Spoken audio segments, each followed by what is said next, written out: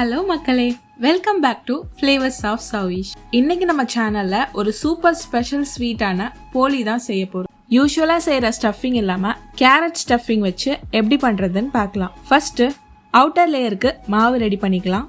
மாவு நல்லா ஊறினாதான் போலி சாஃப்டா வரும். அதுக்கு ஒரு மிக்சிங் பவுல்ல ஒரு 1.5 கப் மைதா மாவு சேர்த்துக்கோங்க. கூடவே கலருக்காக 1/4 டீஸ்பூன் மஞ்சள் தூள், கொஞ்சமா உப்பு சேர்த்து ஒரு ஸ்பூன் நெய் ஆட் பண்ணி கொஞ்சமா தண்ணி சேர்த்து இந்த அளவுக்கு நல்லா சாஃப்டா மிக்ஸ் பண்ணிட்டு இப்போ இதுல 1 ஸ்பூன் எண்ணெய் சேர்த்து நல்லா ஒரு 2 மணி நேரம் அப்படியே ஊற வச்சிடலாம். இப்போ ஸ்டஃபிங்க்கு நான் ஒரு 3 கேரட் எடுத்திருக்கேன். இதை நல்லா வாஷ் பண்ணி தோலெல்லாம் சீவிட்டு இந்த மாதிரி கட் பண்ணி எடுத்துக்கலாம். இப்போ இந்த கேரட்ஸை ஒரு மிக்ஸி ஜார்ல போட்டு ஒரு 3 டேபிள் ஸ்பூன் பால் சேர்த்து இந்த அளவுக்கு கிரைண்ட் பண்ணி எடுத்துக்கலாம். நெக்ஸ்ட் ஒரு பேன்ல ஒரு 2 டேபிள் ஸ்பூன் நெய் சேர்த்து அதில் ஆல்ரெடி கிரைண்ட் பண்ணி வச்சிருக்க கேரட்டை ஆட் பண்ணி நல்லா மிக்ஸ் பண்ணி விடுங்க. கேரட்ல இருக்க பச்சை வாசம்லாம் போய் நல்லா வேகிறதுக்கு ஒரு 8 to 10 நிமிஷம் ஆகும்.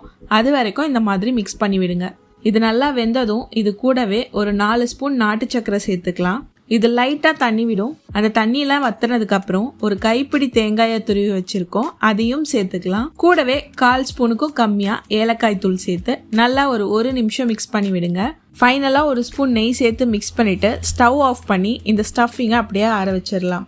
இப்போ நம்ம ஊற வச்சிருக்க மைதாவை ஒரு சப்பாத்தி கட்டையில கொஞ்சமா எண்ணெய் சேர்த்து அதுக்கு மேல இந்த மாவை உருட்டி வச்சு பொறுமையா தட்டி நடுவுல உருட்டி வச்சிருக்க பூர்ணத்தை சேர்த்து இந்த மாதிரி சைடெல்லாம் சேர்த்து இப்படி சப்பாத்தி மாதிரி தட்டி எடுத்துக்கலாம். இப்போ இது ஒரு தோசை தவால போட்டு சைடில் எண்ணெய் ஊற்றி கொஞ்சமாக நெய் ஸ்ப்ரெட் பண்ணி 2 பக்கமும் சுட்டு எடுத்தீங்கன்னா அவ்வளோதாங்க, சுவையான கேரட் போலி ரெடி.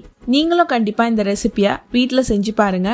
உங்களுக்கு இந்த வீடியோ பிடிச்சிருந்ததுன்னா மறக்காம நம்ம ஃப்ளேவர்ஸ் ஆஃப் சௌவிஷை சப்ஸ்கிரைப் பண்ணிக்கோங்க. See you in the next video.